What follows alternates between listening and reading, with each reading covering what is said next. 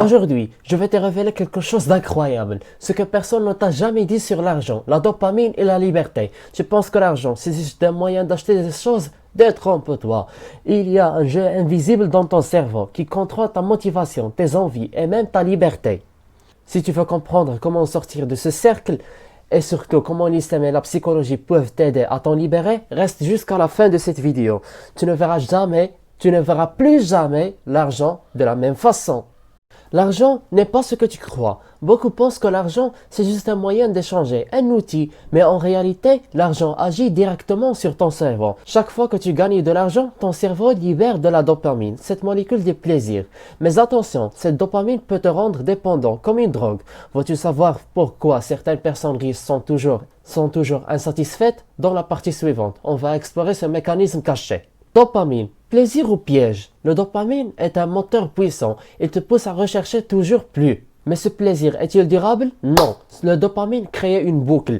Tu veux plus d'argent pour ressentir encore ce plaisir, mais ça ne dure jamais longtemps. C'est un piège psychologique. Comment briser ce cercle? Je vais te montrer dans la prochaine partie comment ta conscience et ta foi peuvent t'aider.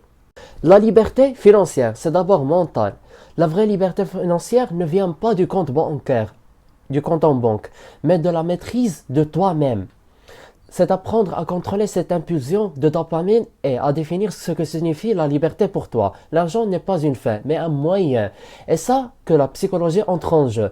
Veux-tu découvrir comment entraîner ton cerveau à ne pas tomber dans le piège? On en parle juste après. Comprendre ton cerveau pour mieux gérer l'argent.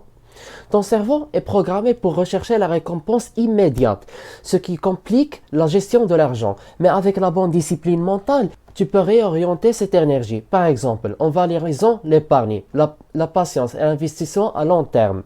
Veux-tu connaître une technique simple pour reprogrammer ta motivation financière? Attends la suite, ça arrive bientôt.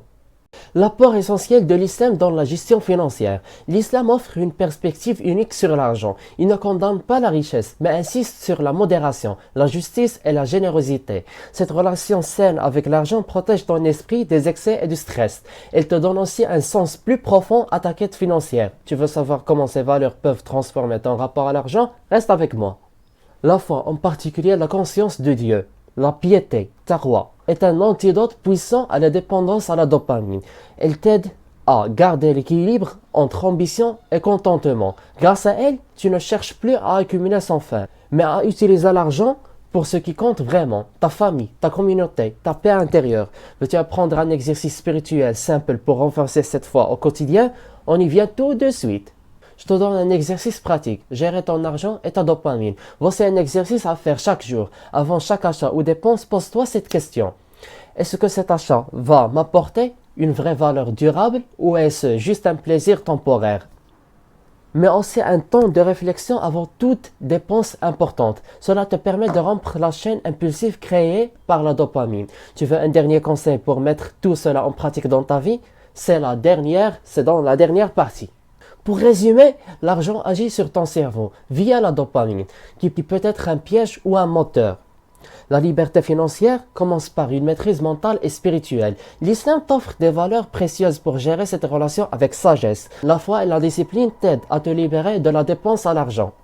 Maintenant, c'est à toi de jouer. Si cette vidéo t'a aidé, partage-la avec tes amis et abonne-toi pour ne rien manquer. Dis-moi en commentaire ce que tu veux changer dès aujourd'hui dans ta relation à l'argent.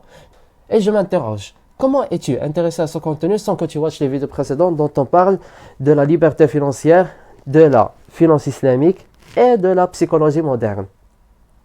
À très vite.